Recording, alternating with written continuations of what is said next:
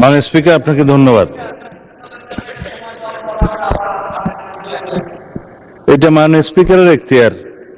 যদি মাননীয় স্পিকার সময় না দেন আমি বসে পড়তে পারি। মাননীয় মন্ত্রী, আপনি কথা শেষ করুন দয়া করে। না, আপনি অনুমতি না দিলেন। This is my point of order. যদি আপনি পয়েন্ট অফ অর্ডারটা ফর্মুলেট না, মাননীয় মন্ত্রী, আপনার কথা শেষ করুন দয়া করে। দাঁড়া করেও রাখতে পারেন, ইটস ইউর রাইট। আমার বলছেন আপনি।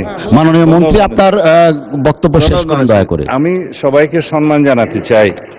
আপনি দয়া করে মাননীয় বিরোধী দলীয় নেতা একটা প্রস্তাব উত্থাপন করেছেন আলোচনার জন্য, যেটা মাননীয় স্পিকার বিগত দিনে ওনাকে অনুরোধ করেছিলেন আপনি বিধি মোতাবেক নোটিশ উপস্থাপন দেন, আমরা বিধি মোতাবেক আলোচনার জন্য আপনাকে সময় দেব। কিন্তু সেটা মাননীয় চিফ হুইপ যেটা বলেছেন যে আমাদের ট্রেডিশন অনুসারে যে প্রশ্নোত্তর পর্ব এবং ৭১ বিধির পরে এই জাতীয় মুলতবি প্রস্তাবগুলো নিয়ে নোটিশ উত্থাপিত হয়, সেই কথাটাই আপনি মাননীয় বিরোধী দলীয় নেতাকে বলেছেন। এখানে আমার মনে হয় না কোনো অধিকার ক্ষুণ্ণ হয়েছে।